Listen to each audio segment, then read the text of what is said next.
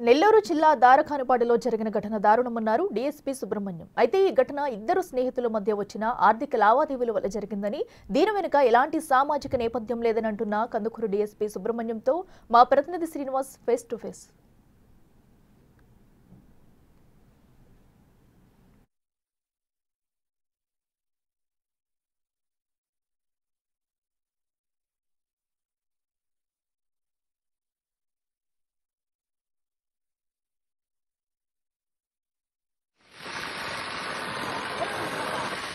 లేరు వాళ్ళు ముగ్గురే ఉంది ఆడోళ్ళు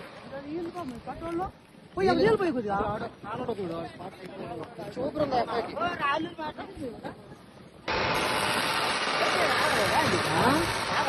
ఆగదు అది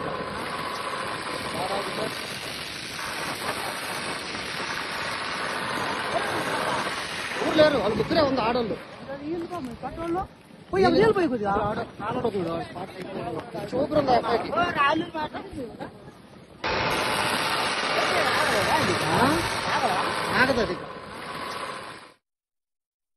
నెల్లూరు జిల్లా గుడ్లూరు మండలం దారకానిపాడులో దారుణం చోటు చేసుకుంది. ఇద్దరు స్నేహితుల మధ్య వచ్చిన వివాదంలో ఫార్చునర్ కారుతో గుద్ది మరీ ఆ స్నేహితుడితో పాటు అతని ఇద్దరు సోదరుల యొక్క ఇబ్బందికి కూడా కారకుడయ్యాడు. ఈ ప్రమాదంలో ఒకరు అక్కడే మృతి చెందగా మరో ఇద్దరు జీవోత్సవాలుగా మారి వైద్యశాలలో చికిత్స పొందుతూ ఉన్నారు. అయితే ఈ ఘటన కాస్త అటు తిరిగి ఇటు తిరిగి రెండు కులాల మధ్య సంఘర్షణలాగా సోషల్ మీడియాలో ఒక రకమైనటువంటి ప్రచారానికి నోసుకుంది. అసలు ఇంతకీ అక్కడ ద్వారకంపాడులో అసలు ఏం జరిగింది, ఆ ఘటనకు సంబంధించిన పూర్తి పూర్వాపరాలు ఏంటి అనేది అక్కడ కందుకూరు డీఎస్పీ మనతో పాటు ఉన్నారు, ఆయన అడిగి తెలుసుకుందాం.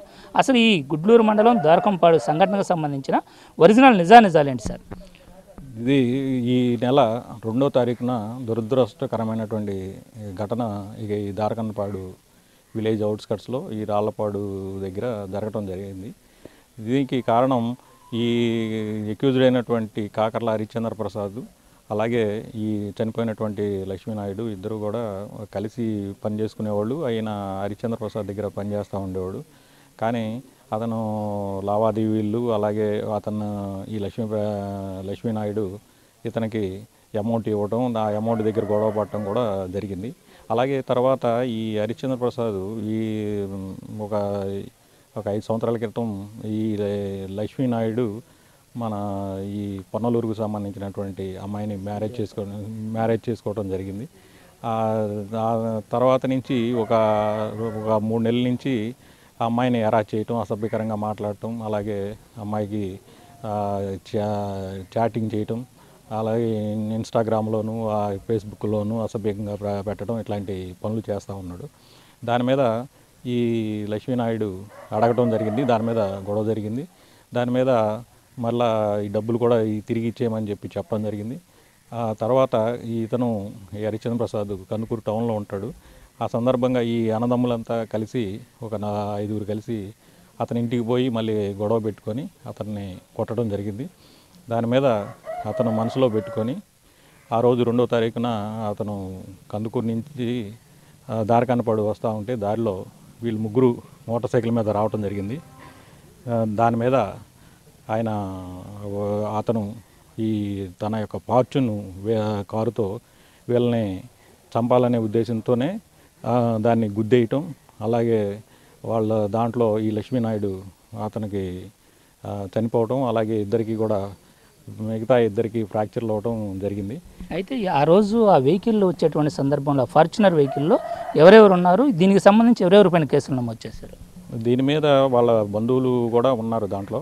అలాగే దీని మీద కేసులో అయితే అతని హరిశ్చంద్ర ప్రసాద్ అతని తండ్రి అయినటువంటి మాధవరావు మీద కేసు రిజిస్టర్ చేయడం జరిగింది. ఆ తర్వాత మాధవరావు కూడా రావడం, కత్తి తీసుకుని రావడం జరిగింది. దాని మీద వాళ్ళిద్దరి మీద పెట్టడం జరిగింది. అలాగే దీనికి మొత్తానికి కారణం తర్వాత వెంటనే పోలీసులు తెలియగానే ఇమీడియట్గా యాక్షన్ తీసుకుని వాళ్ళని హాస్పిటల్కి పంపించడం జరిగింది.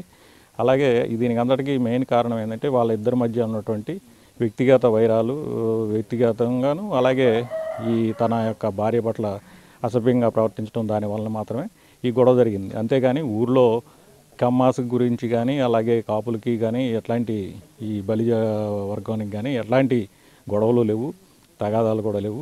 కానీ ఇది అందరూ కూడా ముక్త కంఠంతో ఖండించడం జరిగింది. అతను చేసినటువంటి దుర్మార్గాన్ని మీద ఇమీడియట్గా మనం కేసు పెట్టడం, అలాగే వాళ్ళకి ఇమీడియట్గా మనం అరెస్ట్ చేయటం, వాళ్ళని రిమాండ్ చేయటం ఇద్దరిని కూడా జరిగింది. అలాగే వారి దగ్గర ఉన్నటువంటి జేసీబీని అలాగే ట్రాక్టర్లను కూడా సీజ్ చేయటం జరిగింది. అయితే సార్ ఆ రోజు ఈ ఘటన జరిగేటువంటి సమయంలో వీళ్ళు ఎదురుగా వస్తున్నప్పుడు ఫార్చునర్ కార్తో ఢీకొట్టేటువంటి సమయంలో ఎవరైతే నిందితుడు ఉన్నాడో హరిశ్చంద్ర ప్రసాద్ వాళ్ళ నాయనమ్మ, అదేవిధంగా వాళ్ళ భార్య ఉన్నారు. వాళ్ళ నాయనమ్మ కూడా చంపమని పెద్ద పెద్ద కేకలు వేసిందని కూడా కొంతమంది చెప్తూ ఉన్నారు. దీంట్లో నిజాలేంటి సార్? అది మనకైతే సాక్ష్యాలు దానికి సంబంధించి అయితే ఏమీ రాలేదు. కాకపోతే దాంట్లో ఏంటంటే మొత్తం ఆ వెహికల్లో వాళ్ళు వస్తూ ఉన్నారు. వాళ్ళు ఉన్నా కానీ ఇతను వీళ్ళని కావాలని ఢీ కొట్టడం, కావాలని చంపాలని ఢీ కొట్టడం జరిగింది. అది యాక్సిడెంట్ జరిగిందంటే పొరపాటున వాళ్ళకు కూడా ఇబ్బంది అయ్యేది. కానీ దానికి సంబంధించి ఎవిడెన్స్ అయితే లేదు. మొత్తం మీద వాళ్ళు కూడా విట్నెస్ల కింద పెట్టుకోవడం జరిగింది. అయితే ఈ ప్రమాదం జరిగేటప్పుడు హరిశ్చంద్ర ప్రసాద్ ఏమైనా డ్రగ్స్ లాంటివి కానీ, అంటే గంజాయి లేదా మందు తాగటం ఇటువంటిది ఏదన్నా సేవించున్నాడా? దాంట్లో అతని మీద ఈ డ్రంక్ అండ్ డ్రైవ్ సంబంధించి మన దాని మీద టెస్ట్ కూడా చేయించడం జరిగింది. కాకపోతే అతను మందు కానీ లేకపోతే ఏమీ తాగి లేడు. కాబట్టి వాడు కావాలనే ఇంటెన్షనల్గా వీళ్ళని గుద్దాలనే ఉద్దేశంతోనే ఆ మోటార్ సైకిల్ గుద్ది వాళ్ళని చంపడం జరిగింది. ఇది ఇక్కడ ఈ ఘటనకు సంబంధించి అయితే ఎవరైతే నిందితుడు హరిశ్చంద్ర ప్రసాద్ ఉన్నాడో కావాలని చంపే ఉద్దేశంతో ఈ ప్రమాదాన్ని చేసినట్లుగా కూడా పోలీసులు నిర్ధారణ చేసినట్లు తెలుస్తుంది. అంతేకాకుండా నిందితుడి పైన కఠినమైనటువంటి సెక్షన్లు కూడా నమోదు చేసి కోర్టులో ప్రవేశపెట్టి రిమాండ్కి కూడా పంపడం జరిగింది. అయితే ఈ ఘటన సమయంలో వెహికల్లో ఉన్నటువంటి ఎవరెవరు వ్యక్తులు ఉన్నారనేటువంటి వివరాలు తీసుకొని వారినే సాక్షులుగా కూడా తీసుకోవడం జరిగిందని చెప్తూ ఉన్నారు. అయితే ఈ ఘటనకు సంబంధించిన ఎవరి పాత్ర పైన ఎవరున్నా వారికి కఠిన శిక్షలు తప్పు అని కూడా హెచ్చరిస్తూ ఉన్నారు. ఇది ఓన్లీ వాళ్ళ స్నేహధర్మం, వాళ్ళ మధ్య వచ్చిన ఆర్థిక లావాదేవీల వల్ల జరిగిందే కానీ ఇందులో సామాజిక కోణం ఎటువంటిది కూడా లేదని డిఎస్పీ గారు చెప్తూ ఉన్నారు. వీడియో జర్నలిస్ట్ చంటితో శ్రీనివాస్, బిగ్ టీవీ.